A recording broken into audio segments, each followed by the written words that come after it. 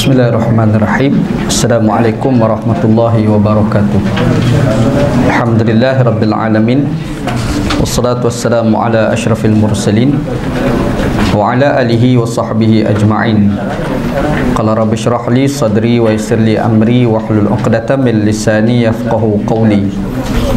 Wasaddid lisani wahdi qalbi bihaqqi sayyidina Muhammadin sallallahu alaihi wasallam. Wa ba'da fa inna asdaqal hadis kitabullah wa khairal hadi hadi Muhammadin sallallahu alaihi wasallam wa syarrul umuri muhdatsatuha wa kullu muhdatsatin bid'ah. Alhamdulillah, syukur pada Allah Subhanahu wa taala, pada malam ni kita bertemu lagi untuk kita sambung baca Sunan Abi Daud. Pada malam ni insya-Allah kita akan masuk bab yang ke-31 dalam hadis yang ke-59. Mudah-mudahan pertemuan kita pada malam ini diberkati oleh Allah Subhanahu wa taala insya-Allah. Dalam perbincangan kita yang lepas kita baca dua hadis. Kita baca dua hadis kan. Dua hadis, iaitu hadis yang ke-57 dan hadis yang ke-58.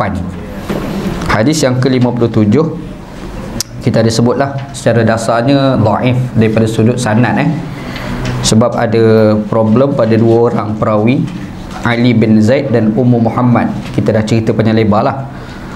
Tetapi secara dasarnya segi matan dia tak jadi masalah apa pun, sebab telah dikuatkan dengan beberapa riwayat yang lain, yang mana dalam matan tu dia menceritakan Nabi SAW itu, yang mana apabila Nabi SAW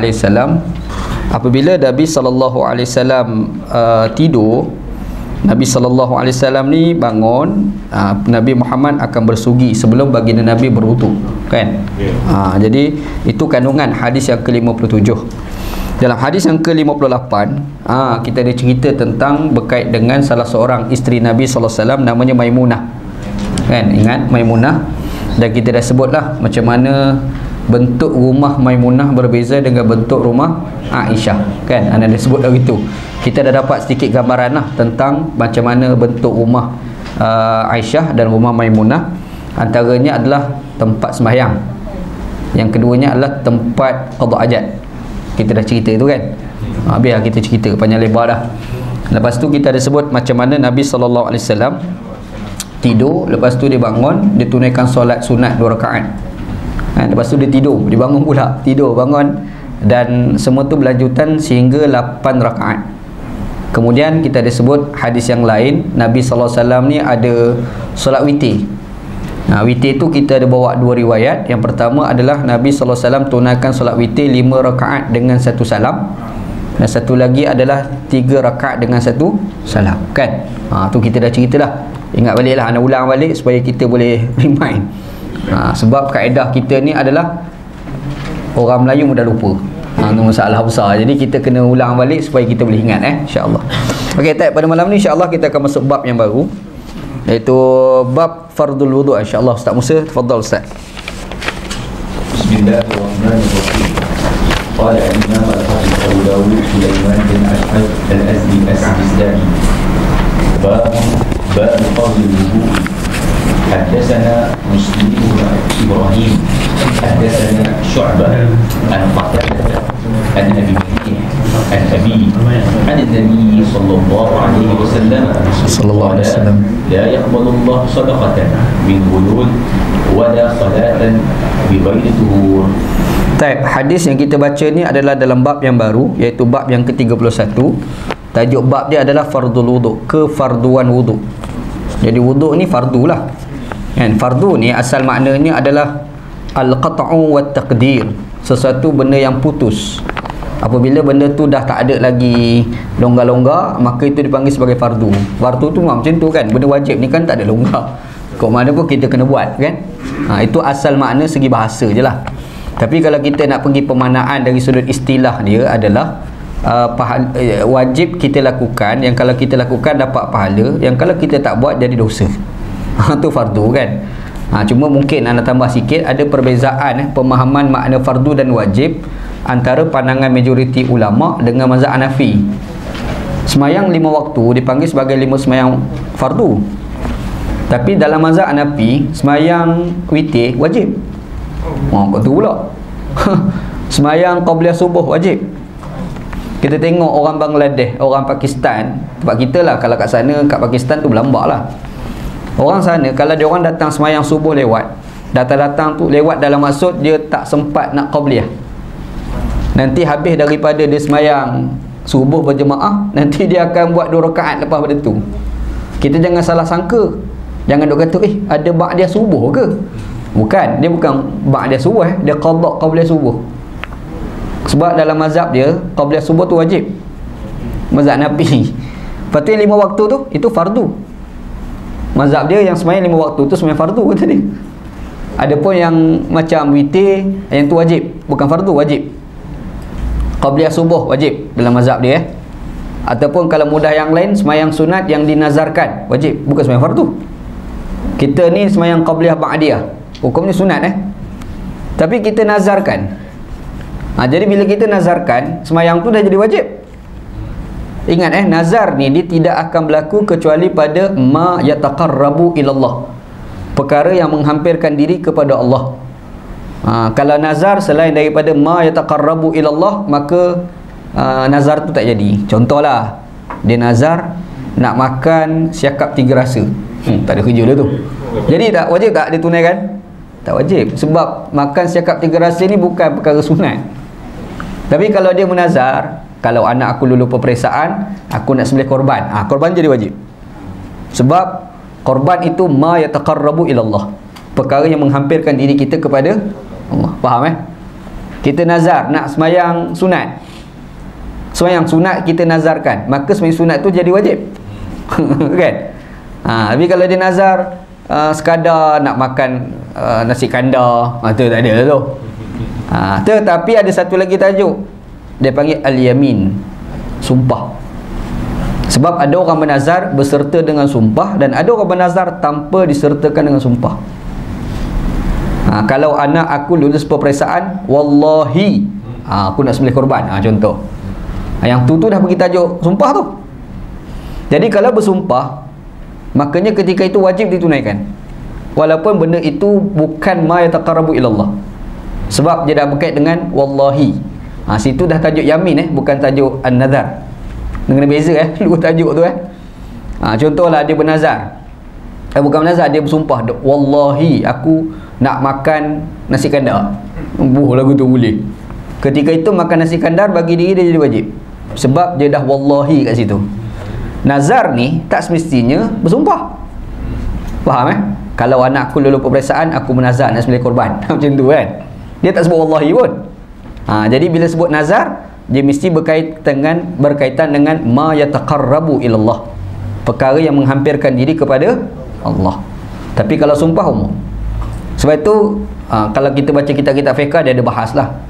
Orang tu dia bersumpah nak buat benda haram, bernazar untuk nak buat benda haram. Satu, berdosa tu bernazar pada benda haram tu, satu. Yang kedua, dia tak boleh buat benda tu. Dia bernazar, aku bernazar nak rembat selipar orang.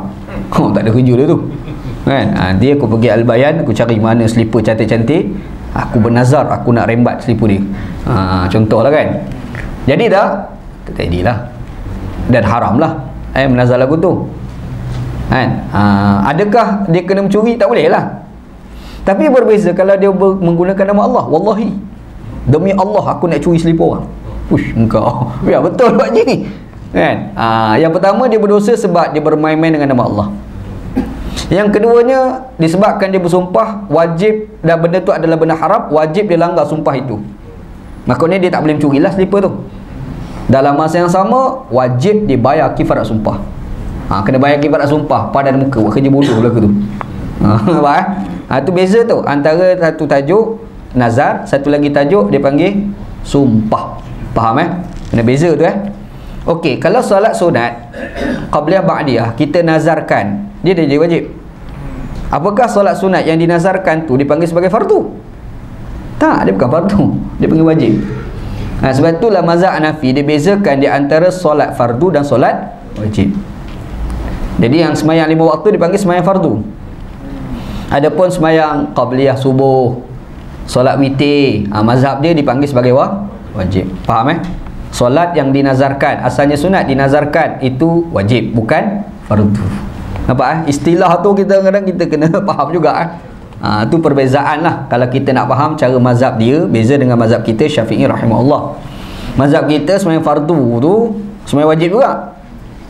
Kan? Sembahyang wajib juga, itu dalam mazhab kita. Ada satu lagi, fardu itu juga dimaksudkan sebagai sesuatu kewajipan yang termaktub melalui nas yang qat'i. Nas ni dia ada dua, satu nas yang qat'i, satu lagi yang tak qat'i. Dia panggil zonni Qat'i ni putus, tak ada lagi kompromi. Tapi zonni ni terbuka pada ya ke tak, macam tu kan. Macam Allah Ta'ala wajibkan kepada kita solat, itu qat'i. Wajib menunaikan solat, itu qat'i. Wajib kita berpuasa, itu qat'i. Tapi ada kadang-kadang kewajipan itu dia tidak qat'i, dia masih lagi tertakluk kepada pentafsiran. Kan? Macam kita dah bahas sebelum ni, apa hukum kita angkat kain atas daripada kadar buku lali? Ada ulama kata haram, ada ulama kata tidak haram. Ulama yang kata tak haram tu, dia kata yang haram itu jika ada sombong. Kalau tak ada sombong, tak jadi haram. Jadi kita angkat itu, ada satu lagi kata kalau kita laburkan jadi haram, maka angkat itu hukumnya adalah wajib. Okey, wajib di sini wajib qat'i ke zonni? Dia bukan qat'i, dia zonni. Sebab apa? Sebab ada tafsiran 1, tafsiran 2, tafsiran 3. Faham? Makanya di situ ada ulama menafsirkan apabila sebut fardu, dia adalah kewajipan yang bersifat qat'i. Faham? Bila kewajipan itu sifatnya qat'i, kita tak boleh nak menyalahi jadi kafir. Solat tu wajib, kita kata tak wajib kafir. Kan? Faham Jadi dalam tajuk kita ni dia guna fardul wudu. Dia guna fardu kan. Jadi kita faham wudu itu hukumnya adalah qat'i. Boleh faham? Tu cara nak faham tu cara nak faham istilah yang digunakan oleh ulama gitu. Tajuk dia al-wudu lah. Wudu ni asal maknanya al-wada'ah. Al-wada'ah ni adalah al-hasan, keelokan dan kecantikan. Jadi wudu ni asal-asal maknanya adalah kita nak mengelokkan dan mencantikkan dan juga nak membersihkan. Jadi membersihkan dalam agama Islam ni dia ajar dua perkara, jasmani, rohani. Kan? Bila sebut bersih jasmani, itulah kita bila ada najis kita basuh kan. Tapi ada satu lagi, bersih rohani. An-nazafah tu rohani. Makanya orang pun tanya, kita ni kentut tapi kenapa wuduk basuh muka? Betul tak? Dia fikir betul juga, kenapa basuh muka, tangan, kepala, kaki? Ya kentutnya punggung, basuh punggung lah.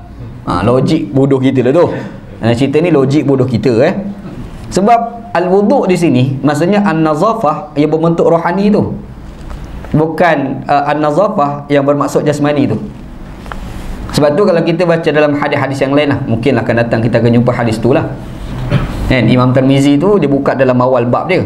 Hadis tu yang Abu Daud ni agak lewat sedikit Nabi SAW dia pernah sebut dekat kita, apabila kita berwudu, kita basuh muka. Maka Nabi Muhammad tak bagi kita lap, sebab setiap titisan air yang datang daripada muka, satu titik menitik, maka terampun satu dosa. Yang mana dosa itu datang daripada muka. Muka ni apa dia?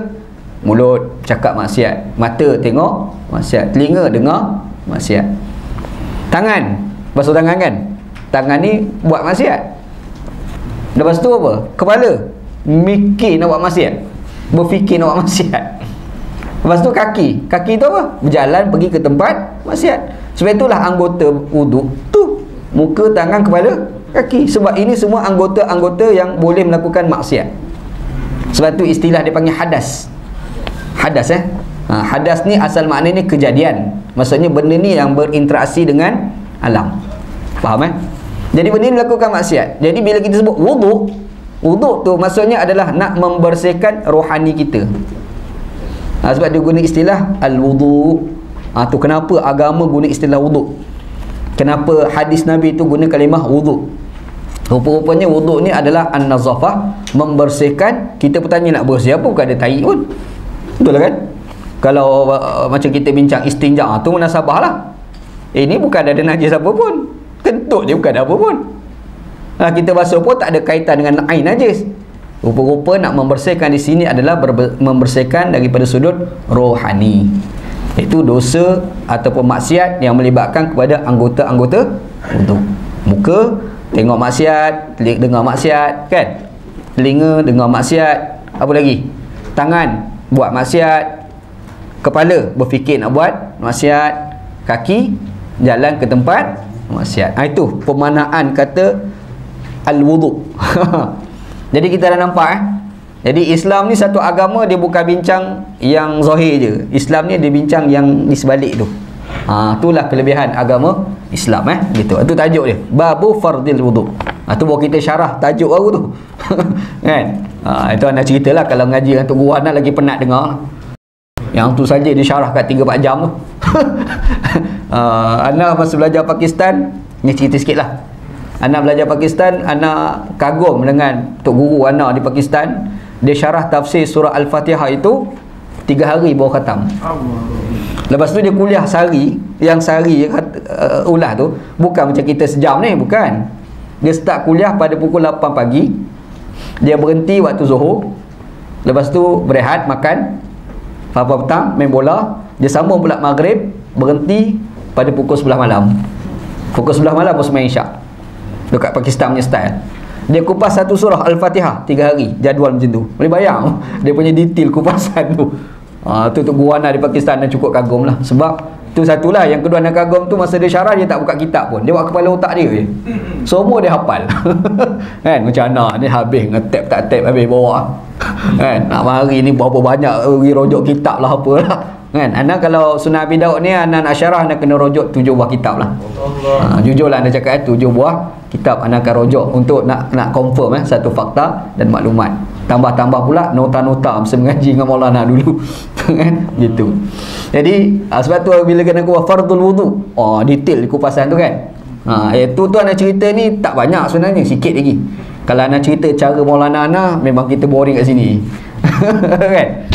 Okey, type. Itu tajuk Okey, kita tengok pula pada hadis dia. Hadis yang ke-59. Alhamdulillah.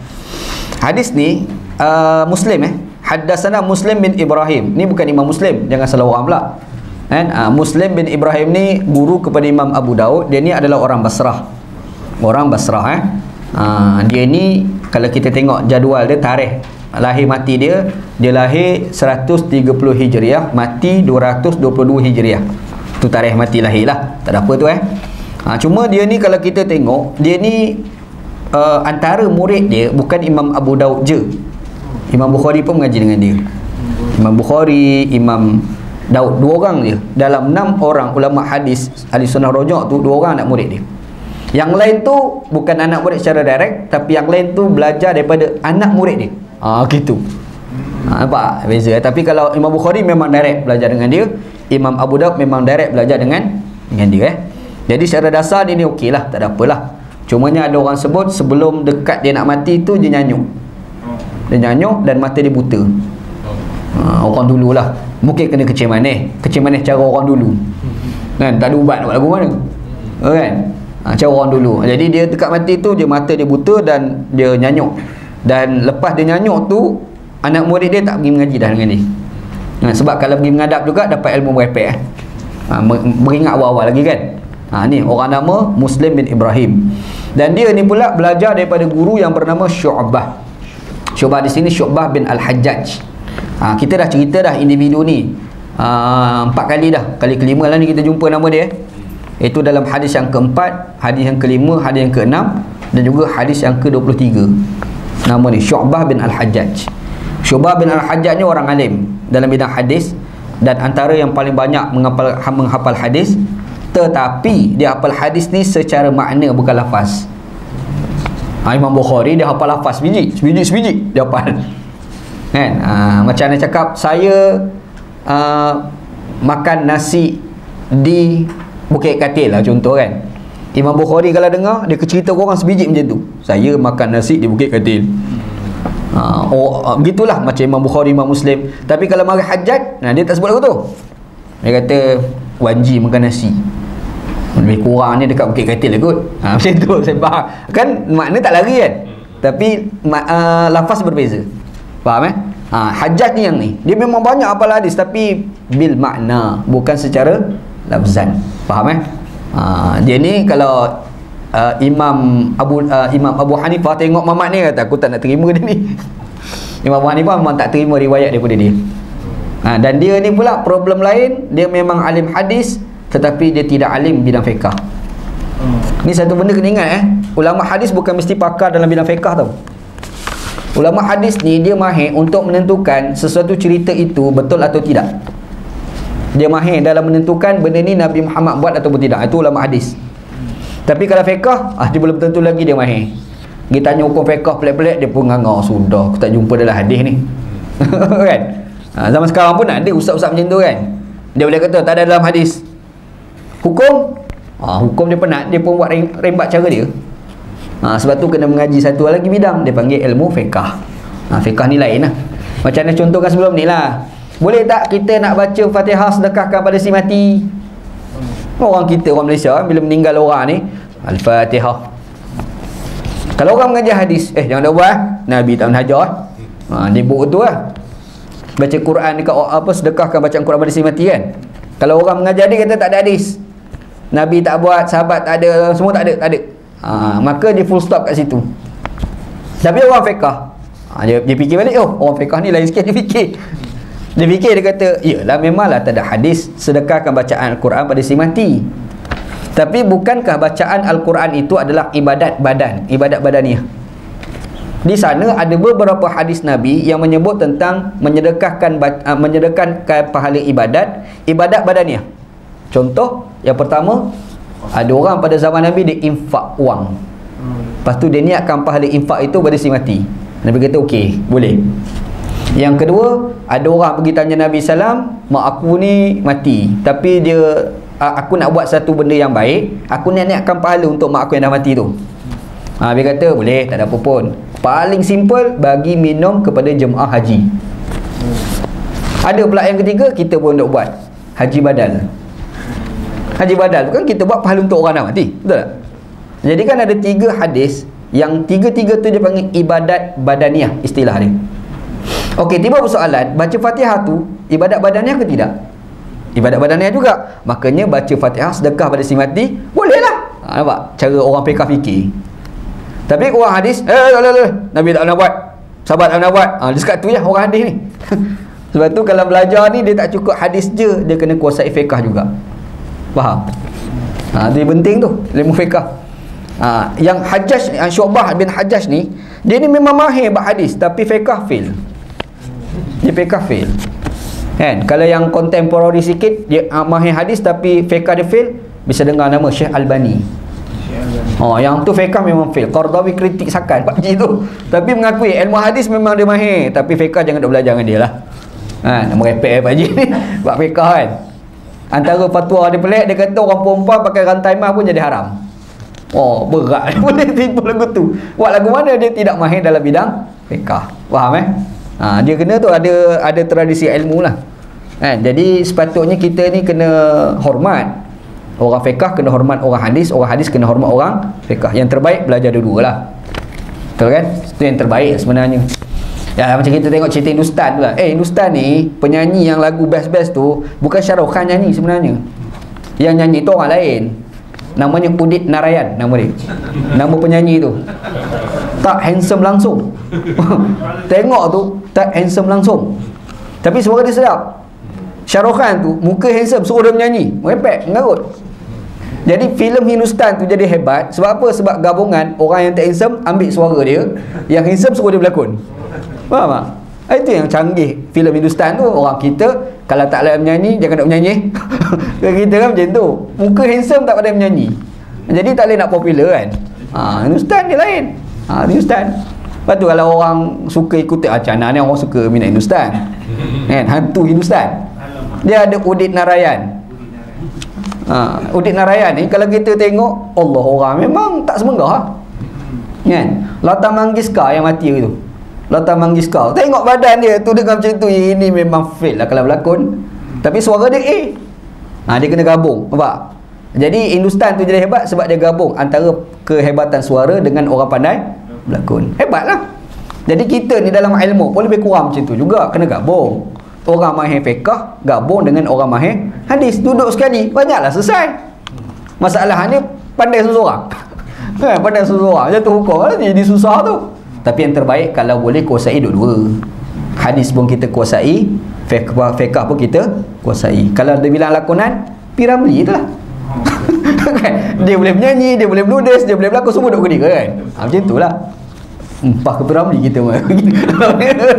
Okey, jadi Syu'bah ni dia ada problem tu. Syu'bah ni dia mahir dalam bidang hadis, tapi dia kurang mahir dalam bidang fiqh. Sebab itu Imam Abu Hanifah bila dengar riwayat, oh ada Syu'bah, aku tak nak terima dia. Tapi kalau ulama-ulama hadis terima je. Sebab dia memang banyak ingat hadis Nabi SAW. Dan dia ni belajar daripada Qatadah. Syu'bah tadi pun kita dah cerita banyak kali juga. Kita dah cerita dalam hadis yang keempat, kelima, keenam dan ke-23. Okey, yang keduanya, yang seterusnya dia belajar daripada Qatadah. Qatadah ni Qatadah bin Abi Di'amah As-Sadusi pun kita dah cerita. Orang Iraq ni, orang Basrah. Kita dah cerita dalam hadis ke-6, hadis yang ke-17 dan hadis yang ke-29. Kita dah cerita, tengok baliklah. Kemudian Qatadah ni dia belajar daripada Abu Al-Malih. Abu Al-Malih. Abu Malih ni bukan nama betul dia, itu gelaran dia. Nama betul dia adalah Amir bin Usamah bin Umair. Itu nama betul dia. Abu Malih tu gelaran dia lah. Dan dia ni orang Kufah, kemudian berhijrah ke Basrah. Asal duduk kat Kufah, kemudian berhijrah ke Basrah. Dan sempat jadi pegawai lah, jadi pegawai kerajaan pada zaman tu di satu tempat di Iraq. Nama tempat tu adalah Al-Ubullah, nama tempat kat Iraq. Pegawai kerajaan lah. Dia orang alim tapi jadi pegawai kerajaan. Macam tu Dan dia ni ambil hadis daripada bapa dia sendiri. Bapa dia an abihi, daripada bapa dia kan. Bapa dia tu namanya Usamah bin Umair. Itu sahabat Nabi sahabat Nabi ni kita jangan dengar nama Usamah bin Umair. Mesti dengar apa ni? Belajar hadis jumpalah nama sahabat-sahabat Nabi yang pelik-pelik ni. Kita dah kenal Usamah bin Zaid. Tu kenal lah. Yang paling popular Usamah bin Laden. Popular lah kan. Tapi ada sahabat Nabi nama Usamah bin Zaid. Usamah bin Zaid ni anak kepada Zaid bin Harisah. Zaid bin Harisah siapa dia? Tahu tak? Anak angkat Nabi SAW. Jadi Usamah bin Zaid itu cucu macam mana? Dia Zaid tu anak angkat Nabi. Jadi Zaid Usamah tu kira macam mana? Cucu angkat boleh kata begitu. Dan Nabi memang cukup sayang ni. Usamah ni memang Nabi cukup sayang. Sehingga kan orang panggil dia Hubbun bin Hubbun Rasulullah SAW. Kekasih, anak kepada kekasih Rasulullah SAW. Kalau kita baca cerita tentang dekat-dekat dengan saat kewafatan Nabi SAW, Nabi ada hantar orang pergi perang, dikepalai oleh seorang anak muda, Usamah bin Zaid itulah. Ni perang Usamah bin Zaid. Nabi SAW bila hantar Usamah bin Zaid, Nabi selalu doa, kunut, buat selalu. Dok buat. Yang waktu semayang Zuhur, Asar, Maghrib, Isyak kadang-kadang buat, kadang-kadang tak buat. Tapi subuh mesti buat. Sampailah Nabi wafat. Dan masa Nabi wafat itu Usamah masih lagi di medan perang. Jadi disebabkan Nabi konsisten buat kunut itu pada waktu subuh. Yang lain tu kadang buat, kadang tak buat. Di situlah Imam Syafi'i kata ada kunut subuh. Faham? Usamah bin Zaid itulah asal ni. Usamah bin Zaid anak kepada Zaid bin Harisah. Cerita kan? Kalau kita baca cerita pula, Usamah bin Zaid dia pergi perang. Ada ni cerita sebelum tu lagi lah, sebelum Nabi wafat dia pergi perang. Dok perang. Tiba-tiba dalam ramai-ramai musuh kafir lah, musuh tu kena kepung. Seorang tu kena kepung. Bila kena kepung, Usamah bin Zaid ni dia tengok pergi dekat nak pergi bunuh lah. Dia pergi mengucap asyhadu an la ilaha illallah. Ni si kafir tu. Asyhadu an la ilaha illallah wa asyhadu anna Muhammadar Rasulullah. Jadi Usamah bin Zaid kata, ni semua takut kena bunuh, aku bunuh juga. Mati pak haji tu.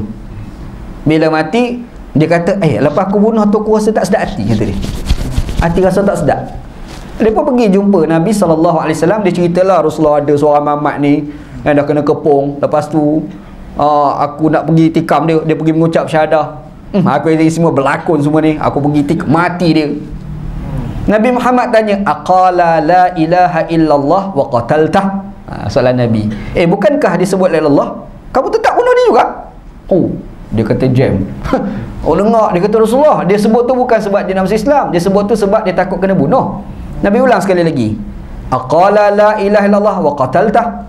Bukankah disebut la ilaha illallah, kamu bunuh dia juga? Dah tak boleh jawab. kan. Masa tu dia rasa bersalah.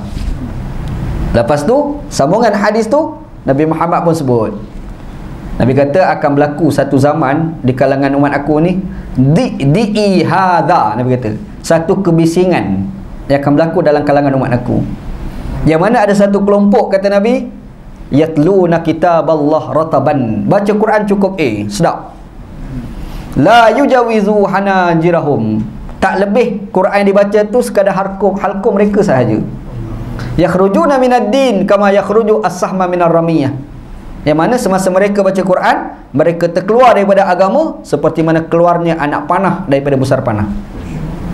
Kan, ni kalau kita panah tu laju, yang tanda dia bruk tembus ke belakang.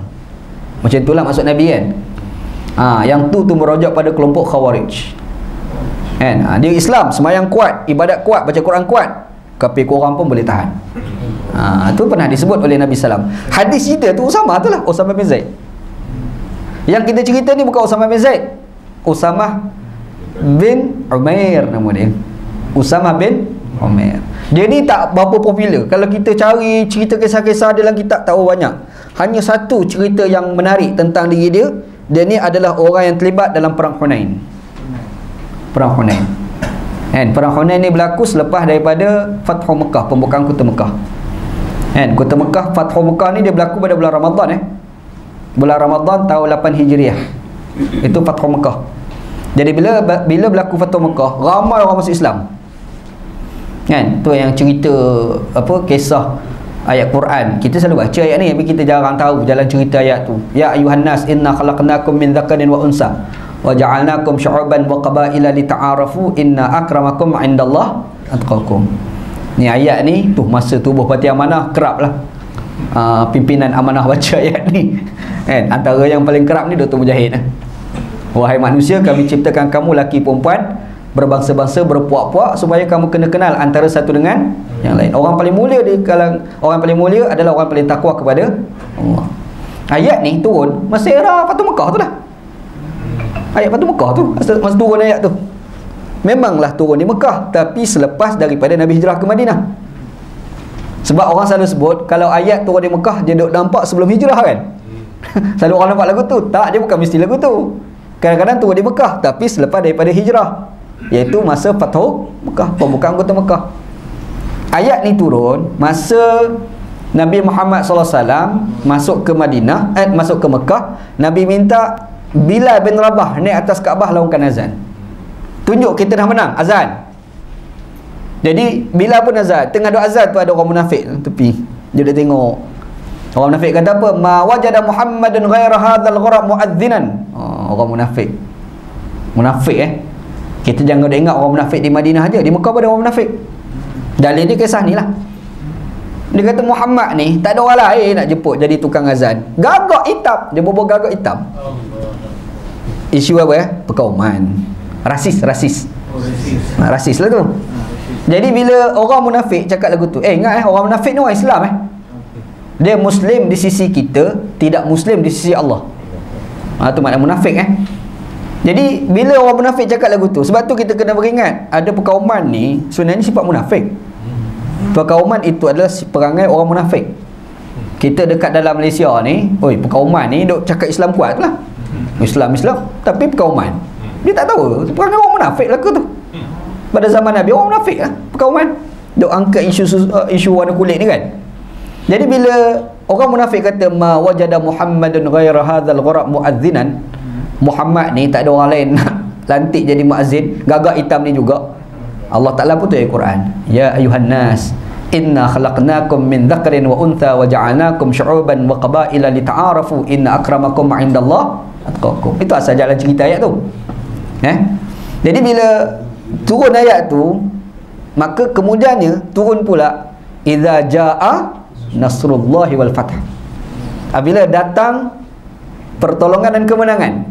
Wa ra'aitan nas yadkhuluna fi dinillahi afwaja. Kamu akan nampak orang masuk Islam ramai orang masuk Islam. Jadi bila ramai masuk Islam, kita tak tahu cerita sekat tu, kita tak tahu cerita sambungan tu. Cerita sambungan ada dua etnik Arab yang duduk luar daripada Mekah. Hawazin, Saqif, dua. Hawazin dan Saqif. Diorang ni ada ketua masing-masing. Ada ketua nama ketua Ali Hawazin ni namanya Malik, nama dia Malik An-Nasri. Malik An-Nasri ni dia kata, Muhammad ni dia kuasai Mekah, lepas ni dengan kita-kita pun dia conquer habis. Jadi dia ni pergi berunding dengan banyak etnik-etnik Arab, tujuan nak pergi serang Nabi SAW. Bila kejadian ni berlaku? Selepas Fathu Mekah, bulan Ramadan tahun 8 Hijriah kan? Lebih kurang dalam 20 hari bulan Ramadan. Okey, dalam jangka 20 hari tu kempen ajak kita kena serang Muhammad. Kalau kita biar, nanti dia serang kita balik. Dia fikir ni, cara fikir kafir tu kan. Duk kempen, rupa-rupa cerita tu sampai kepada pengetahuan Nabi SAW. Makanya Nabi SAW pun hantar orang pergi spy. SB Special Branch. SB ni satu lagi Sungai Buloh. SB kan. Orang tu pergi selidik, dia rupa dah kempen ramai dah. Dia dah kempen dah hampir bilangan tentera dia di kempen tu seramai 30,000 orang nak pergi serang kerajaan Mekah yang dikuasai oleh Nabi SAW. Nabi Muhammad bila dengar, Nabi kata kalau kita biar, nanti kita kena serang, bilangan dia orang ramai. Makanya Nabi kata kita kena serang mereka dulu. Cara dia macam mana? Kita keluar daripada Mekah dulu. Maka menuju ke Taif. Berlakulah satu tempat yang dekat dengan Taif di antara Mekah, namanya Hunain. Berlakulah perang kat situ. Faham? Cumanya dalam sejarah perang Hunain ni, ketika itu sahabat Nabi ni yang dah masuk Islam ni, dia sombong. Sebab apa? Dah ramai masuk Islam kan? Benda ni ada diceritakan oleh Allah Ta'ala dalam surah At-Taubah ayat yang ke-25 dan 26. Kalau raja buka cuba tengok 26, 25, 26. Itu cerita pasal perang Hunain tu. Sahabat Nabi syok, kita dah ramai, senang je. Sombong lah. Kita kan macam tu, kita dah entah, last sekali kalah. Goreng hangit. Dia kata kita tengok orang masuk Islam dekat Mekah berapa ramai. Dia cerita lah, bilangan kita dah ramai. Rupa-rupa bilangan orang Islam pada masa tu yang boleh pergi perang hampir 15,000 sahaja. Tak ramai. Dia orang lagi ramai 30,000. Pergi perang mula-mula kalah. Bukan kalah lah, hampir kalah. Jadi Nabi Muhammad rupa-rupa dia orang rancang macam mana nak serang. Sebelum serang tu dia pergi guna laluan belakang. Dia pergi nyuruh. Jadi bila tentera Islam masuk dalam kawasan tu, dia pun serang. Bila serang, datang serang daripada belakang. Orang gelabah masa tu kan. Bila gelabah tu tak tahu macam mana, Nabi Muhammad tengok dah gelabah, Nabi tu berucap, aku adalah Rasulullah SAW. Nabi sebut, ana Rasulullah SAW. Nabi sebutlah dia kan. Lepas tu Nabi panggil Ibnu Abbas radhiyallahu anhu. Itu sepupu Nabi SAW. Dia ni Allah Ta'ala kurniakan suara dia kuat. Nabi kata engkau panggil. Dia panggil semua sahabat berhimpun itu. Nabi Muhammad SAW ambil pasir, Nabi baca bismillah, Nabi baling. Jadi bila baling tu kurnia Allah Ta'ala bantu kepada tentera Islam dan bagi kemenangan. Cerita tu yang kata pertolongan Allah tu, itu ada dalam surah At-Taubah ayat 26. Cerita yang dia orang syok sendiri tu, yang dia rasa kita dah kuat tu, itu diceritakan dalam ayat 25. Cuba tengok dalam Quran. Nampak? Okey, masa kejadian tu berlaku, ni poin kita ni jauh nak jauh nak cerita ni sebenarnya. Masa kejadian tu berlaku, inilah ada satu karakter namanya Usamah bin Umair ni, Pak Haji kita cerita ni, perawi hadis ni. Masa kejadian berlaku, nak jadi cerita hujan lebat. Bila hujan lebat, jadi lecah. Bila lecah, Nabi Muhammad SAW pun bagi tahu kepada Usamah bin Umair. Nabi kata apa dia? Kamu pergi ucapkan satu ucapan azan, sallu fi rihalikum, sembahyang di tempat kamu, tak payah mari solat jemaah ramai-ramai. Sebab apa? Sebab lecah. Nampak cerita tu? Orang tu yang kita cerita, karakter tu Usamah bin Umair nama dia ni, perawi yang kita cerita ni lah. Faham boleh cerita lagu tu? Okey orang Malaysia ni antara keistimewaan dia suka cerita. Dia cerita macam tu dalam cerita dia kan. Okey, dia ni diriwayatkan hadis yang kita baca ni. Hadis ni sahih lah. Tadi kita dah cerita, tengok semua ni semua okey, tak ada masalah pun Cumanya kita kata ada problem sikit pada Syu'bah, tapi bukan semua orang tolak. Yang tolak hanya Imam Abu Hanifah, yang lain semua terima dia. Jadi kalau kita tengok secara dasarnya hadis ini adalah sahih gitu. Taib. Apa kata dia? Anin Nabi sallallahu alaihi wasallam. Nabi sallallahu alaihi wasallam ada bersabda. Qala, kata Nabi sallam, la yaqbalullah azza wa jalla sadaqatan min ghulul wala salatan bighairi tuhur. Tu kata Nabi sallallahu alaihi wasallam. Sesungguhnya daripada Nabi sallam, bahwasanya Nabi Muhammad ada bersabda. Kata Nabi, Allah tidak menerima sedekah daripada ghulul. Nenek ditiga apa makna ghulul? Rata-rata orang terjemah ghulul ni adalah khianat. Harta yang terhasil dengan jalan khianat. Ini akan detailkan perbahasan tu kan. Dan tidak menerima Allah Ta'ala akan solat, yang orang yang solat itu tidak bersuci. Tu hadis ya. Hadis ni kalau kita tengok, dia pun ada dalam banyak riwayat sebenarnya. Bukan semata-mata dalam Abu Daud, tapi ada juga dalam riwayat Imam Muslim.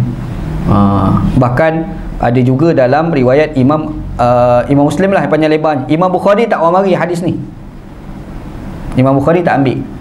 Kenapa Sebab Imam Bukhari kata tak ikut syarat aku. Imam Bukhari dia ketat sikit dalam menentukan status hadis kan. Tetapi kandungan hadis tu Imam Bukhari setuju.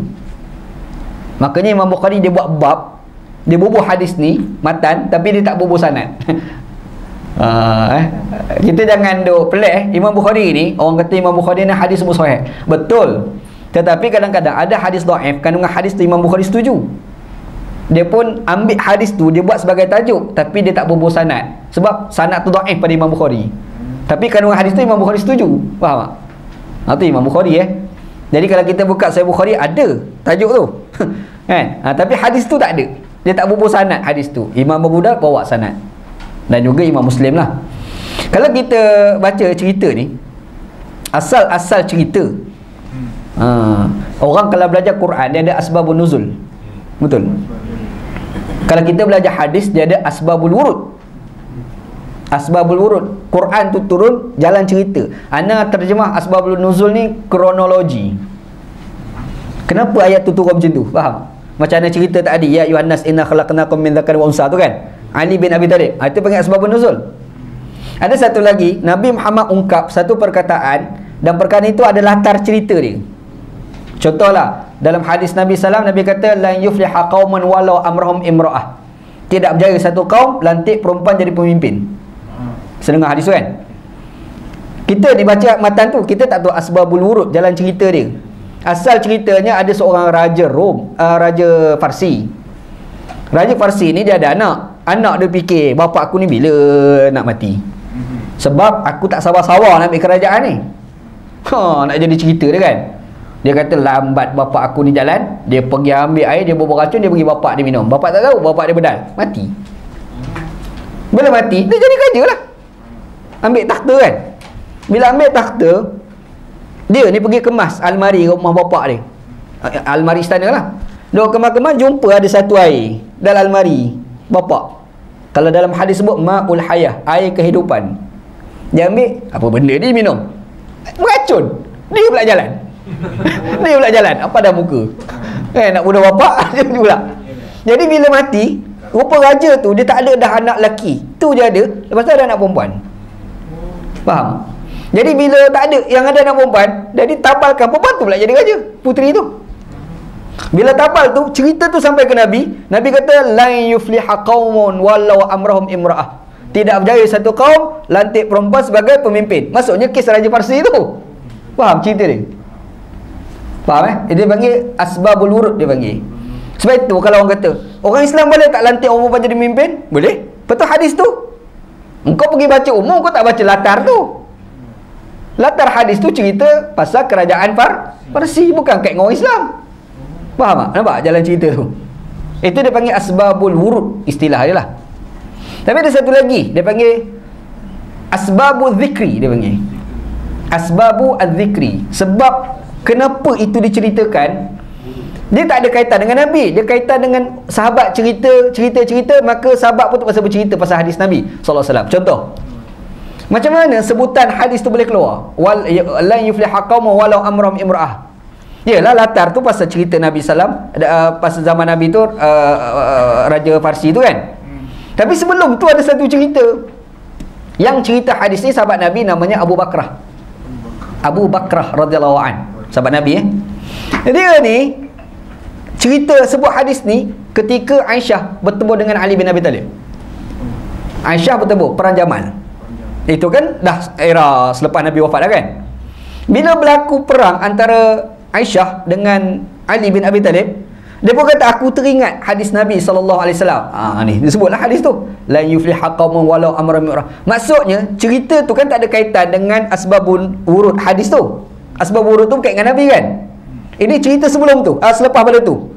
Itu bagaimana sahabat Nabi tengok perang di antara Ali dengan Aisyah radhiyallahu anha. Aisyah tu kan perempuan dan mengepalai perang. Jadi dia tengok cerita, dia pun aku teringat pada zaman Nabi. Nampak dia cerita. Maka dia pun sebut la yufliha qauman walau amrahum imra'ah. Yang cerita sebelum tu dia panggil asbabul zikri, dia panggil. Itu bukan asbabul wurud Asbabul wurud ni kait dengan Nabi tu. Macam mana Nabi boleh ungkap perkataan tu kan. Ni yang kita nak cerita ni asbabul zikri ni, bukan asbabul wurud ni. Asal ceritanya ada seorang sahabat namanya Abdullah bin Umar. Abdullah bin Umar, anak Sayyidina Umar. Dia ni dah jadi gubernur dekat Basrah. Era tu ni era Nabi wafat dah ni. Jadi bila dia dah jadi gubernur kat Basrah, yalah jadi gubernur kadang-kadang balik kampung, nak tengok kampung halaman ni kan. Biasalah tu. Macam kita lah, jadi menteri besar dekat Selangor, yang dia tu asal orang Johor. Orang Johor je balik kampung sekali tengok mak dekat Johor. Padahal dia tu bukanlah orang Selangor, menteri besar Selangor kan.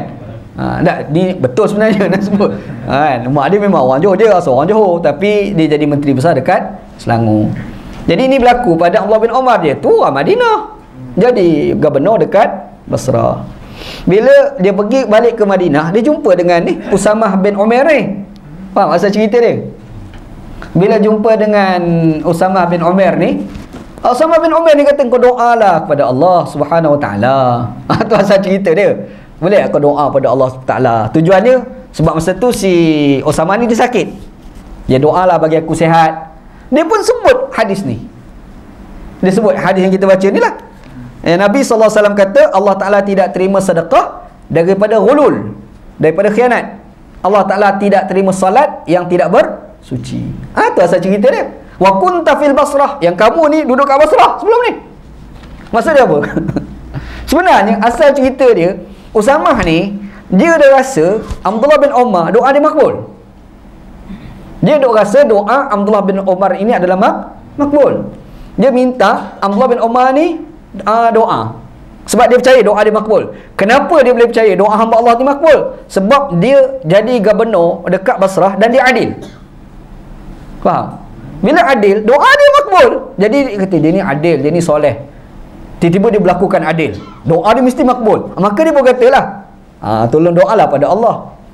Jadi yang dikaitkan dengan keadilan dia, sebab tu dia sebut dalam hadis Nabi, Allah Ta'ala tak terima sedekah daripada ghulul, harta khianat. Sebab pengkhianatan harta boleh berlaku bagi seorang pemimpin. Betul tak? Boleh faham latar cerita hadis tu? Faham Bukan senang nak cari jalan cerita tu. Kita baca sikit tu, sekatu kan. Rupanya hadis ni ada latar dia, ada jalan cerita dia. Faham hadis ni dia bukan semata-mata yang bercerita hadis ni adalah Usamah bin Umair je. Kalau kita buka, rupanya banyak sahabat Nabi bercerita hadis ni. Bermaksud kejadian ini berlaku bukan di antara dua, Abdullah bin Umar dengan Usamah bin Umair.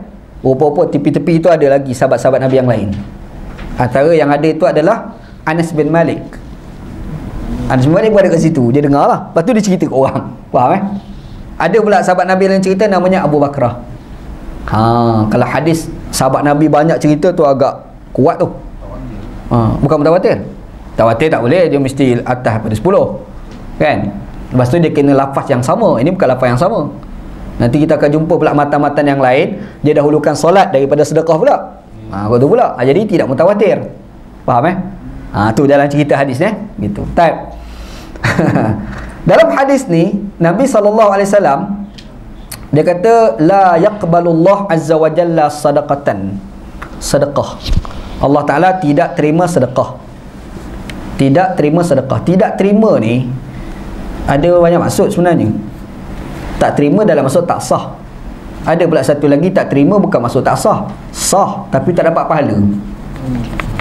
Sama? Lain.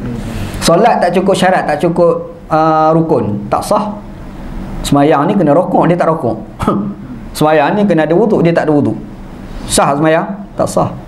Ada satu lagi, dia semayang, rukun syarat semua cukup tapi tak ikhlas. Sah tak solat? Sah. Tapi ada tak pahala? Tak ada pahala. Jadi dua tu maksud tu. Nampak beza dia kan? Dalam hadis Nabi SAW, Nabi pernah sebut kalau orang itu jumpa arrafan. Arrafan ni tak bomo. Arraf daripada kalimah arafa. Arafa ni dia begini, orang Arab jahiliah ni. Arab jahiliah dulu dia berzina. Bila dia orang berzina ni, perempuan tu bukan berzina dengan seorang, kadang-kadang 2-3 orang lelaki dia berzina. Dapat anak, tak tahu anak siapa. Dapat anak tu anak siapa. Macam mana nak buat? Jadi adalah tok bomo situ. Dipanggil sebagai arraf. Dia ada kahin, dia ada apa lagi? Ada satu dia panggil arraf. Kan?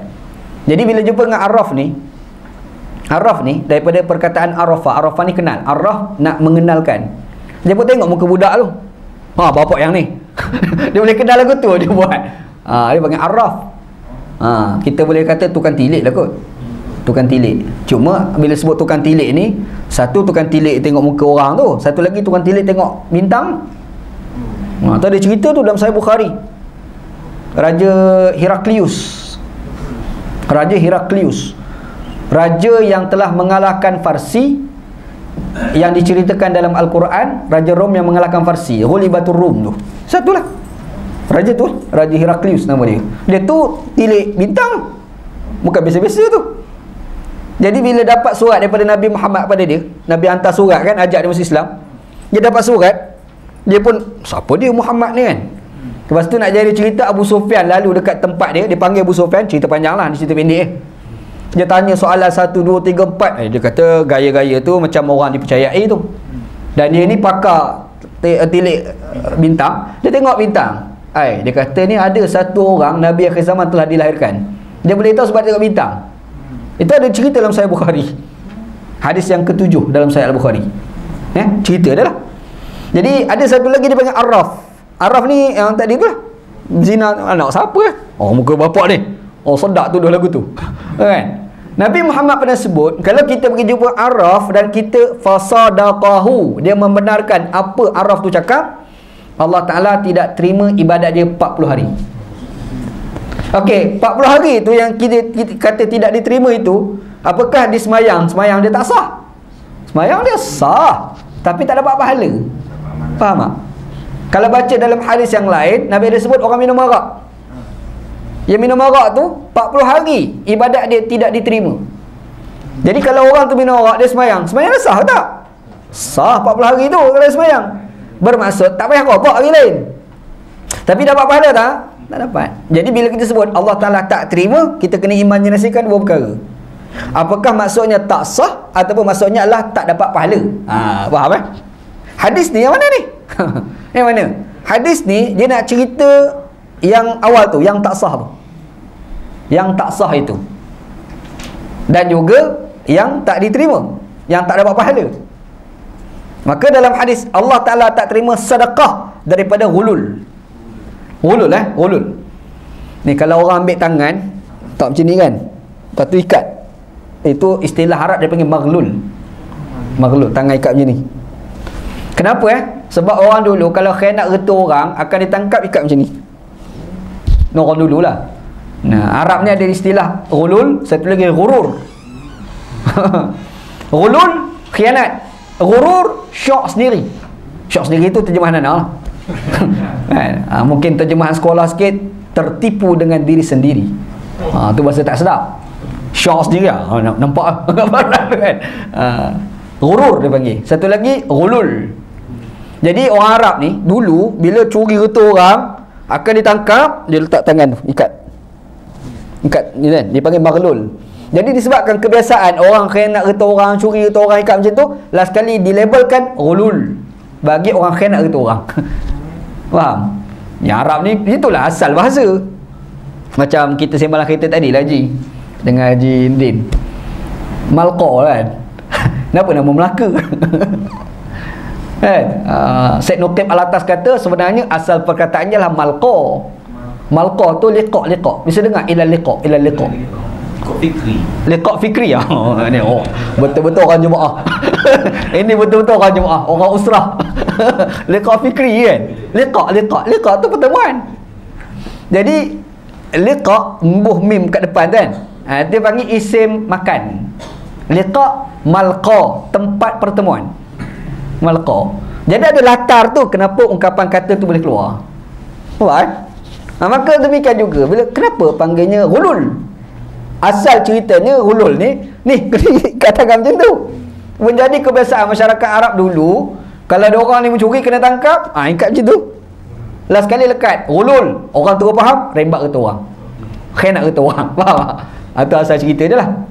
Nampak kan? Jadi dalam hadis Nabi guna ghulul.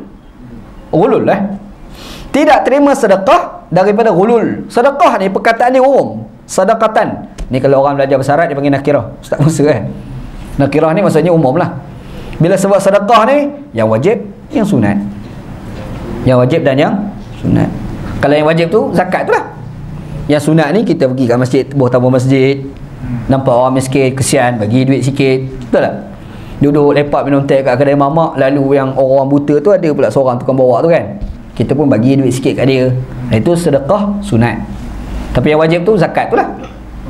Dalam hadis ni Nabi kata la yaqbalullah sadaqatan min ghulul, daripada harta khianat. Allah Subhanahu wa taala tak terima sedekah daripada ghulul. Jadi di sini timbul persoalan orang yang makan rasuah. Duit tu ghulul lah. Kan? Ghulul lah situ kan. Dan duit itu digunakan untuk bayar zakat. Sah tak zakat dia? Sah tak zakat dia? Dia pakai duit curi ni, duit merembat, duit rasuah, duit riba. Ghulul lah ke tu? Pemaknaan ghulul dalam makna yang umum Walaupun asal konteksnya adalah khianat harta rampasan perang. Itu asal cerita dia lah.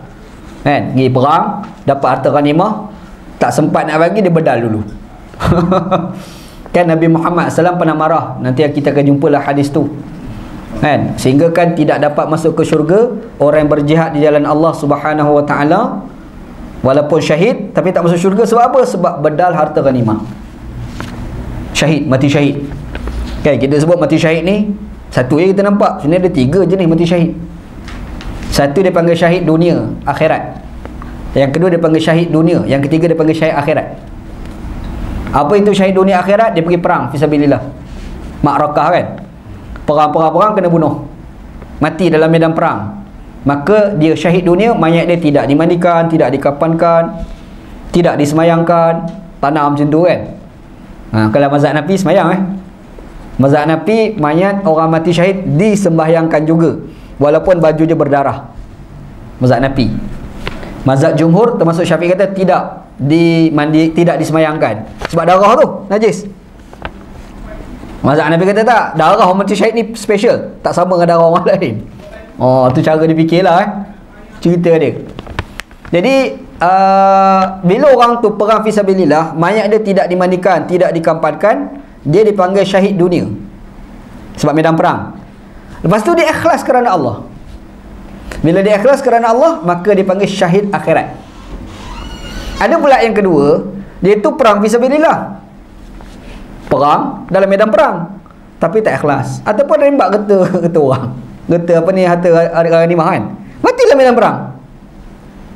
Bila mati tu dia dipanggil syahid dunia tapi tidak syahid akhirat. Berlaku tak zaman Nabi? Ada orang tu nama Quzman. Quzman nama orang tu. Jadi Quzman ni dia pergi perang, dia dah bedal sikit kain daripada rampasan perang, dia bedal. Nak jadi cerita dia mati dalam perang tu. Jadi bila susun mayat orang mati syahid tu kan, Nabi kata ni syurga, ni syurga, ni syurga. Ayat ni masuk neraka ni. Sahabat Nabi terkejut, macam mana dia boleh masuk neraka pula? Sebab kami tengok dia bunuh 8 orang. Ni kata sahabat Nabi lah. Nabi tak kata apa. Sahabat Nabi tak buat duduk tanya lagi. Nabi berbagi tahu dia bedal harta ghanimah. Ghulul. Ghulul itu asal makna ghulul yang diguna dalam banyak kitab-kitab fiqh lah. Tapi kalau kita tengok dalam perbahasan fiqh, ghulul juga bermakna yang umum, sebarang harta yang haram. Sebarang harta yang haram. Jadi kita ni dapat duit haram, kita sedekah. Robin Hood. Boleh jadi Robin Hood macam ni. Kan? Dia pergi rembat orang mana, lepas tu dia cari orang miskin, dia bagi sedekah pada orang miskin. Pahala memang tak dapat lah. Isunya kalau sedekah sunat, apa yang wajib tu? Zakat tu. Dia pakai duit rembat, duit curi, lepas tu dia bayar zakat. Persoalan dia, zakat dia sah ke tak? Sebab kalau sah, maka dia tak payah bayar zakat lain lah. Sebab dah sah kan? Cuma tak dapat pahala lah. Kalau tak sah, maksudnya kena bayar lain. Zakat tadi tidak diambil kira. Faham? Nampak beza kan hukum? Macam mana? Mengikut pandangan Hambali, hadis ini menggambarkan sedekah, zakat itu tak sah. Dalam pandangan Hambali, zakat tu tak sah. Maksudnya kalau kau bayar zakat, walaupun zakat cukup syarat bla bla bla, tapi reta tu reta rembat, tak sah, kena bayar lain. Cari duit halal lagi bayar. Faham? Hambali. Syafi'i kata sah, tapi tidak diterima oleh Allah. Nampak beza tu hukum fiqh lah, ulama cara dia fikir macam mana tu. Dia memahami hadis ni lah. Macam mana dia nak faham hadis yang kita baca ni kan. Dia Hambali ni memang ada part-part dia keras. Dia ada part dia keras. Berbeza dengan Syafi'i. Apa hukum jual beli bagi orang yang wajib sembahyang Jumaat ketika khatib sedang berkhutbah? Haram, memang haram. Harta tu je jual beli tu halal ke dapat tu sah tak jual beli tu? Beza kan? Jual beli tu memang haram sebab Quran dah kata tu kan. Jadi sekarang ni khatib dah khutbah, ada orang jual jual cendol. Jual cendol kat luar tu kan. Kita mah sembahyang Jumaat tapi tak apalah, lambat lagi nak lambat lagi nak habis. Ustaz ni khutbah dah setengah jam. Kita makan cendol dulu. Selama rak cendol. Maksud dia pun bayar. Khatib berkhutbah ni. Jual beli tu apa hukum? Haram, memang haram. Dalam pandangan mazhab Syafi'i, jual beli itu adalah sah, perbuatan itu adalah haram. Syafi'i Hambali kata haram dan tak sah. Hambali, haram dan tak sah. Maksudnya kalau dapat duit haram. Faham tak? Jadi duit itu kena hantar balik, makan tu kena hantar balik. Faham tak? Hukum barang yang kita dapat tu macam curi tu lah. Ini bagi orang wajib sembahyang Jumaat tak wajib sembahyang Jumaat tak jadi isu. Perempuan kot dia jual beli, dia bukan wajib sembahyang Jumaat. Ataupun orang lelaki tapi musafir. Orang lelaki musafir tak wajib sembahyang Jumaat. Saya rajin. Bedat lah, dah rajin macam mana?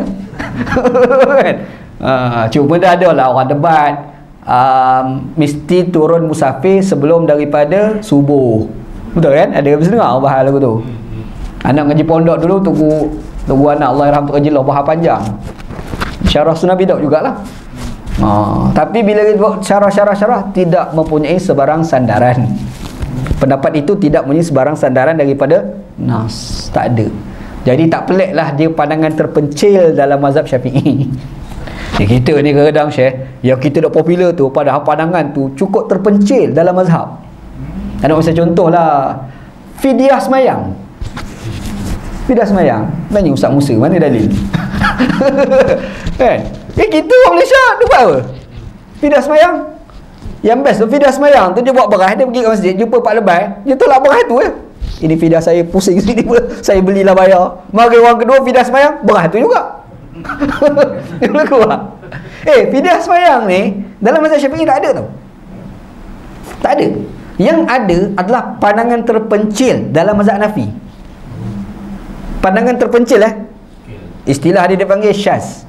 Qaul syaz, istilah dia lah. Pendapat ganjil dalam mazhab Hanafi. Yang pelik tu dekat Pakistan orang mazhab Hanafi pun tak amal. Dekat Malaysia berapa orang nak amal? Padahal kita Syafi'i. Sebenarnya betul ke kita ni Syafi'i?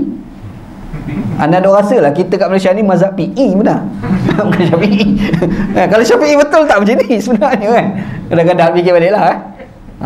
Okey. Jadi Hambali itu dia keras. Pandangan dia agak keras. Sehingga kan dia kata jual beli kalau berlaku semasa khatib sedang berkhutbah haram dan tak sah. Haram dan tak sah. Syafi'i boleh tahan lagi lah, mazhab Syafi'i. Sebab itu bila kita timbul hadis ni yang kita baca ni, la yaqbalullah azza wa jalla sadaqatan min ghulul. Min ghulul daripada harta yang haram tu. Tak sah dan tak dapat pahala. Hambali. Syafi'i kata sah, tapi perbuatan itu adalah haram. Faham Faham khilaf mazhab lah kat situ. Kemudian kata Nabi Muhammad dalam hadis, wala salatan bighairi tuhur, dan solat tidak diterima oleh Allah tanpa bersuci. Yang ni dua-dua tak sah dan tak dapat pahala. Nampak semayang kuat tapi tak ambil wudu. Semayang kuat lagu mana pun. Ada orang tanya semayang jemaah dengan Pak Imam habis semayang Pak Imam kata alamak terlepas berwudu. Terlepas berwudu. Yang kita lah kurang ajar je Pak Imam, menyusahkan orang. Baik je kutuk kan. Boleh kita belakang ni macam mana? Kena ulang semayang agak. Saya Bukhari awak mari satu kisah lah, dan Imam Ibn Hajar Asqalani simpulkan semayang tidak perlu diulang. Semayang tidak perlu diulang. Itu yang disimpul oleh Al-Imam Ibn Hajar Al-Asqalani dalam kitab dia lah Fathul Bari Syarhul Bukhari. Imam Ibn Hajar ni mazhab Syafi'i. Imam Ibn Hajar tu bermazhab Syafi'i rahimahullah begitu. Macam-macam kek masyarakat ni. Baik. Dalam hadis ni ada beberapa perkara lah yang kita boleh ambil pengajaran. Yang pertamanya, kita kena bezakan di antara syarat dan rukun. Dia solat ni, kita fokus solat dia ada syarat, dia ada rukun. Syarat adalah perkara yang wajib kita buat tetapi luaran bagi solat.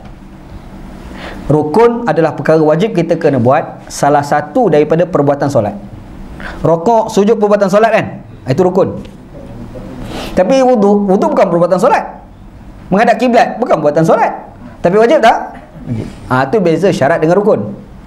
Faham rukun itu adalah perbuatan solat dan wajib kita kena buat lah. Ada pula satu lagi syarat. Syarat ni adalah perbuatan yang wajib kita kena buat, dia luaran bagi solat. Itu beza dia lah. Solat kena menghadap arah kiblat, contoh. Solat kena apa lagi? Kena ada wudu, contoh kan. Yang tu dia panggil syarat. Hadis ni fokus dia tentang syarat dalam bab solat. Sebab itu tak sah. Tak sah. Baik. Yang seterusnya, pengajaran kita boleh ambil daripada hadis ni. Okey, sekarang ni Nabi Muhammad SAW kata la salata, tidak ada solat bighairi tuhur, orang yang tidak bersuci. Hadis katalah ada orang ni dia memang tak bersuci, nak semayang juga. Nak semayang juga. Di sini ni ada beberapa kupasan daripada ulama. Yang pertama, dia kata kita kena tengok dia nak semayang juga ni sebab apa. Tak wudu, tapi dia nak semayang juga tanpa berwuduk kerana faktor keuzuran. Contohnya aksiden, tak boleh kena air, kena kebakaran. Kebakaran tu kan habis kulit dia ni, makanya dia kenalah berwuduk. Tak boleh wuduk, kena air lagi teruklah kulit dia tu. Dia nak tayamum apa, nak sentuh pun tak boleh. Maka dia nak semayang juga kan. Macam mana perbahasan tu Di sini ni ada khilaf, banyak pandangan ulama. Nanti anda akan sebut. Anda nak sebut yang kedua. Yang tu nanti anda sebut kemudian. Yang kedua ni pandangan Imam Abu Hanifah. Dia mengatakan kalau orang tu saja-saja nak semayang tanpa ada keuzuran, dalam keadaan tidak berwuduk, murtad. Dia bermurtad terus Imam Abu Hanifah dia bermurtad sebab dia kata itu di bawah kategori al-istihza, memperolok-olokkan agama. Di bawah kategori memperolok-olokkan agama.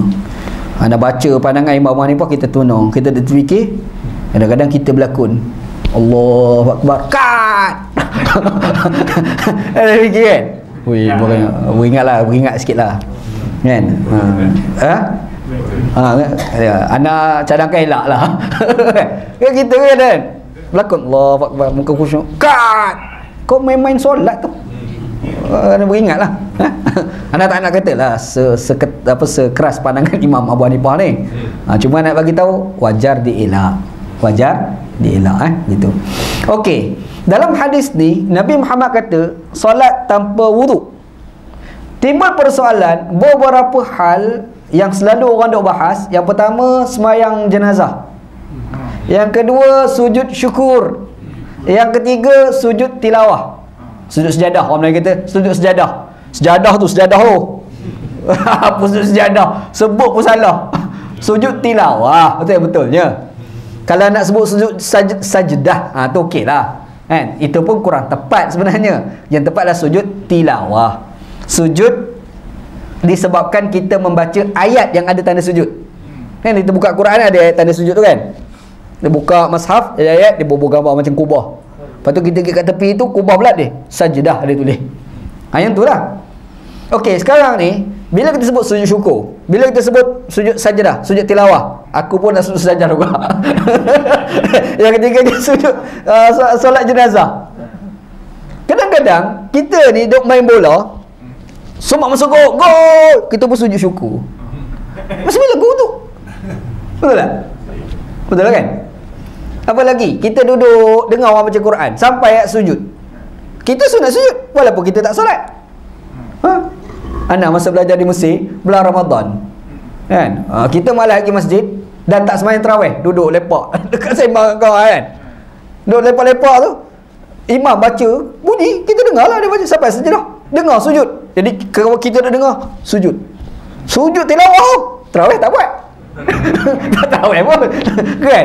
Cerita dia. Jadi maksudnya sujud tilawah bukan mesti orang yang sembahyang je. Orang tak sembahyang pun sunat juga. Tapi masa kita sujud, kita tak ada wuduk. Sujud sembahyang jenazah, bagi-bagi tak ada wuduk. Contoh, sah ke tak sebenarnya? Boleh ke tak? Khilaf. Ada dua orang ulama, Al-Imam Asy-Sya'bi, satu lagi adalah Al-Imam At-Tabari, Abu Ja'far At-Tabari. Dua ni kata boleh tanpa wuduk. Boleh tanpa wuduk. Kata dua orang imam tu lah. Imam Asy-Sya'bi, satu lagi Imam Abu Ja'far At-Tabari. Dia kata boleh. Sebab apa? Dia kata solat tu maknanya apa? Solat ni adalah beberapa perkataan dan perbuatan yang dimulakan dengan takbiratul ihram, disudahi dengan salam. Maksudnya ada rokok, ada sujud, ada kan? Itulah solat. Sekarang ni sujud syukur ada ke? Ada rokok sujud syukur. Ada orang rokok apa ni? Sujud syukur. Rokok tu kan? Tak ada. Betul kan? Jadi dia argue, dia kata yang dikatakan dalam hadis Nabi SAW kata la salata bi ghairi tuhur. Solat, perkataannya adalah solat. Jadi solat dalam definisi istilah beberapa perkataan dan perbuatan dimulai dengan takbiratul ihram dan disudahi dengan salam. Yang dimasukkan itu termasuklah rukuk, sujud, i'tidal, semua tu perbuatan solat tu kan. Tiba-tiba bila sujud syukur tak ada. Hanya sujud je. Sujud tilawah, sujud je. Solat jenazah. Jenazah dia duduk berdiri je. Ada orang rokok. Oh dah tahu dia rokok. Kan? Tolak dia rokok. Lepas tu kita apa pasal rokok? Yang mati tu ayah saya. Kalau macam tu mampus. Kan? Disebabkan itu dua orang imam itu mengatakan wuduk tidak wajib bagi tiga kes tadi. Tetapi pandangan itu dibantah oleh ulama lain termasuk Al-Imam An-Nawawi.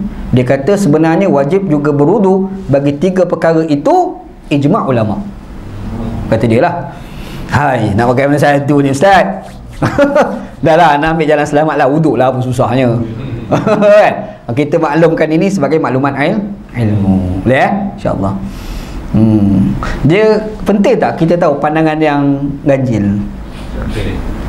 Kenapa penting? Mungkin beberapa ketika tertentu mungkin kita terpaksa pakai. Emergency. Kadang-kadang berlaku kan? Tersepit lah apalah. Ustaz dah ajar dah, itu ada mazhab bedal. Kan? Itu penting kita tahu juga pandangan yang lain. Okey, apa hujah dia? Definisi solat itu sendiri.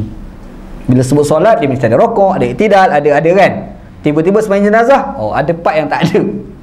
Dia ada qiyam, dia takbir, lepas tu baca Fatihah, lepas tu selawat, betul kan? Salam tu adalah. Macam tu. Itu yang dikatakan solat jenazah. Dia tak boleh samakan dengan solat yang sebenar. Itu argument dia orang lah. Ni orang dok bahas, boleh tak sembahyang dekat kubur? Boleh sembahyang dekat kubur. Antara orang dok ujah ni, dia kata boleh tu sebab sembahyang jenazah tu lah. Nabi ada sembahyang jenazah kat kubur.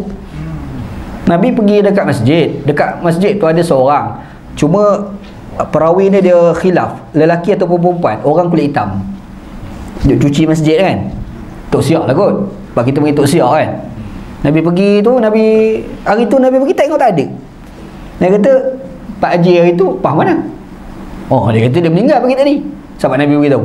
Loh, kenapa tak beritahu aku? Lah, kami dah rasa tak penting pada kamu ya Rasulullah. Nabi kata mana boleh? Dia penting pada aku. Tunjuk kubur dia kat mana? Tunjuk. Pergi. Nabi sembahyang jenazah kat situ. Orang dah argue kata boleh sembahyang di kubur pakai ada tu lah. Faham tak? Tapi orang yang membantah kata itu solat jenazah, bukan solat. Sebab apa? Solat jenazah dengan solat dia kan berbeza. Ini ada rokok, ada iktidal, ada sujud pula. Jadi tak ada. Tu hujah yang kata tak boleh pula. Faham jadi sebab tu kita nampak khilaf dia kat situ, punca khilaf. Perbezaan pandangan itu pada definisi solat. Ta'arif tu. Itu pun boleh mendatangkan perbezaan pandangan dalam kalangan ulama. Boleh faham dah lah, anak ni kena ajar orang supaya hormat perbezaan. Kalau tak, nanti kita tak pernah dengar, kita mula nak kata orang lain salah belaka. Jadi tak boleh lagu tu Okey, kita kembali pada tajuk solat ketika tak berwuduk sebab tak ada air, keuzuran tadi kan. Mazhab Maliki mengatakan kalau tak ada air, makanya tak cukup syarat kita kena berwuduk tu syarat kan. Dia kata tak wajib solat dan tak wajib qada. Mazhab Maliki, solat pun tak wajib, boleh ke dia? Kenapa? Sebab ibadat mesti ada syarat. Tiba-tiba tak ada syarat, maka tak adalah ibadat. Betul tak? Okey, kita nak sembahyang Zuhur, apa syarat dia? Masuk waktu, betul? Nak jadi cerita Zuhur ni waktu tengah hari tu tak berlaku langsung sampai kiamat. Nak jadi cerita lah ni. Nanti kita ni ialah kiamat, contoh kita duduk kat kiamat, border kiamat tu kan. Kita tunggu matahari tak gelincir, tunggu sampai 12 jam tak gelincir matahari tu. Maksudnya waktu Zuhur sampai tak? Apakah wajib kita sembahyang Zuhur? Sebab tak cukup syarat. Faham tak? Maka disebabkan itu mazhab Maliki mengatakan solat pun tak wajib, qada pun tak wajib. Qada apa tak cukup syarat? Ujah dia lah. Jangan dia pakai ni. Dia dengar macam best pula. Kan? Ada sebut ni ujah dia orang. Pandangan yang kedua, mazhab Hanafi. Hanafi kata tak boleh solat tapi wajib qada. Kau tu pula. Hanafi kata nak solat macam mana? Tak cukup syarat. Nanti bila dah jumpa air dan luar daripada waktu, qada lah. Itu mazhab Hanafi. Nampak dah ni boleh ambil kira lagi lah. Okey, mazhab kita Syafi'i. Syafi'i kata kalau tak ada air, waktu dah nak keluar, wajib sembahyang dalam keadaan kau tak ada wuduk. Tapi itu ada istilah hormat waktu tu kan. Nanti dah ada air, ambil wuduk, sembahyang pula sekali lagi. Faham Kenapa Syafi'i duk kata lagu tu? Dia kata lagu tu sebab solat ini dalam Quran sebut kitaban mauquta. Quran sebut kan, surah An-Nisa ayat 103, inna salata kanat alal mu'minin kitaban mauquta. Solat adalah waktu-waktu yang ditetapkan. Sebab tu tak boleh keluar. Kalau kau keluar, maksudnya kau dah langgar Quran ni. Tu ujar Syafi'i. Faham Lepas tu wuduk tak ada. Alah tunaikanlah dengan tak ada wuduk. Faham? Disebabkan tak cukup syarat, maka kena qada pada hari yang lain. Faham Itu hujah dalam mazhab Syafi'i. Okey. Ada pula mazhab Hambali. Wajib qada juga. Wajib sembahyang juga pada ketika itu, tapi tak payah qada. Hambali lagi canggih Kena sembahyang juga dalam keadaan tak ada wuduk kan. Macam mana air tak ada, kena sembahyang lah. Sebab kan itu kewajipan. Tapi isu dia sembahyang tu sah ke tak? Dah sah, dah apa nak qada? Faham tak? Dah sah apa nak qada? Apa tu Hambali kata tak payah qada. Nampak khilaf ulama lah. Kita bagi Syafi'i lah. Kita Syafi'i kan. Okey, kita sembahyang, tapi nanti bila dah ada air nanti kita wuduk, kita qada pula. Debu tak ada kan? Ya lah, boleh tayamum. Ada orang kan tak boleh tayamum. Macam anda sebut tadi kes kebakaran. Kalau kena tayamum lah. Anda sebut ni cerita ni tak boleh. Kalau tak ada air, kena tayamum. Itulah isu dia. Sekarang ni dua-dua tak boleh. Tu isu anda nak bangkit ke tu. Kalau kena tayamum lah. Sebab kadang-kadang ada orang ni dia boleh tayamum, ada orang tak boleh tayamum dia ikhtiarat dia Hambali. Betul. Memang dipilih Hambali. Imam An-Nawawi kata pandangan Imam Hambali yang paling kuat. Hambali. Maksudnya kalau kau dah sembahyang dalam keadaan tak cukup syarat tadi, itu dah sah, tak payah qada dah. Imam An-Nawawi, dia mazhab Syafi'i tapi dia suka pandangan Hambali. Tak ada masalah apa pun. Cuma kalau Imam Nawawi duduk kat Malaysia, orang tu dia Wahabi lah. Itu je. Yang batu ada orang tayamum pakai batu je. Tapi tak ada debu lah. Dia macam ni. Dalam mazhab Syafi'i, tayamum ni mesti nampak debu. Mesti nampak debu kan. Nampaklah halus debu tu kan. Tapi dalam mazhab Hanafi, dia bangkitkan Nabi Muhammad SAW tepuk. Nabi bukan putih-putih tu dia sapu, tak, dia tiup buang dulu. Buang-buang kan. Buang debu. Jadi bermaksud bukan mesti nampak putih. Dia ambil syarat dia, faham? Ambil syarat je. Makanya tak semestinya nampak debu. Kalau nipis-nipis pun dah memadai. Imam Hanafi buat kupasan, selagi mana kita duduk atas muka bumi, selagi itulah kita tak boleh lari pada debu. Ni, kita tutup rapat-rapat bilik ni, atas meja ni tak guna seminggu, datang berdebu ni. Betul kan? Maksudnya ada tak debu? Ada, cuma nipis. Dan dalam kes hadis Nabi, Nabi tepuk, Nabi tiup buang. Maksudnya bukan, dia bertayamum ni bukan memutihkan muka dengan debu. Siapa engkau? Raja mana? Raja Kapung. Cerita Ramli. Faham Itu je mazhab Hanafi. Maka disebabkan itu, kalau ikut dalam mazhab Hanafi, kita sakit dekat hospital tu kan, bagi nak semayang tak boleh, nak orang tayamum, kita tepuklah kat bantal tu. Tak ada apa pun kat dinding kan. Jangan kita begitu tu. Syiah pun. Tak ada kaitan dengan Syiah pun. Itu memang mazhab Hanafi Syafi'i dia memang kena nampak sikit debu tu. Itu bezalah, khilaf dalam kalangan ulama Islam lah gitu. Anda pakai Hanafi tu lama dah pakai. Kan?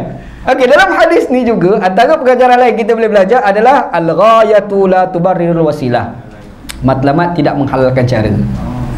Matlamat tidak menghalalkan cara. Jadi kalau kita sedekah tu kan baik, tapi duit curi kan tak boleh. Dilarang oleh Nabi kan? Jadi di sini menjadi dalil al-ghayatu la tubarriru al-wasilah. Matlamat tidak menghalalkan cara. Jadi jangan jadi Robin Hood.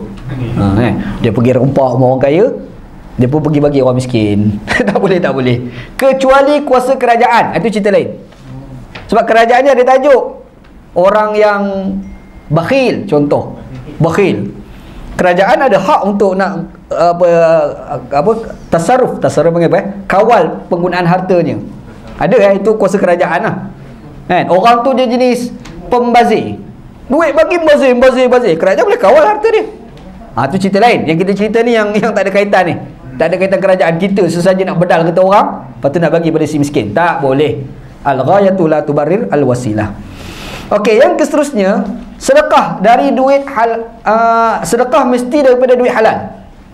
Tak boleh daripada duit yang haram. Tak boleh. Okey, timbul persoalan. Kita ni harta duit kita bagi bini kita guna. Bini kita bagi derma dekat orang tanpa pengetahuan kita, dan kita tak bagi. Saya dah bagi duit derma tu ke orang bang, dia tak bagi, mana boleh. Jadi isteri tadi wajib kena ganti. Isteri tu wajib kena ganti, sebab dia kena dapat izin terlebih dahulu daripada suami. Kecuali kalau suami ni tak heran, dia tu kita kena ada macam tu kan, bagi pun biarlah. Kan ada suami lagu tu, dia suami ni macam jenis tau, ada yang berkira, ada jenis tak hidung, kedekut tak hidung masin, berkira lah, ya Allah, Allah Ta'ala maha tahu. Ada pula terlalu pemurah, minta dia bagi kan. Yang lagi pemurah pun ada, bang minta duit, dia ambil kat bank terus. Kau gunalah, pergi mampus kagau, dia kata. Yang tu tak apalah, tapi ada yang jadi berkira tu. Yang tu yang susah tu. Faham sebab tu orang perempuan nak kahwin, cari lelaki tu biar elok dulu. Takut jumpa yang berkira, susah kau kan.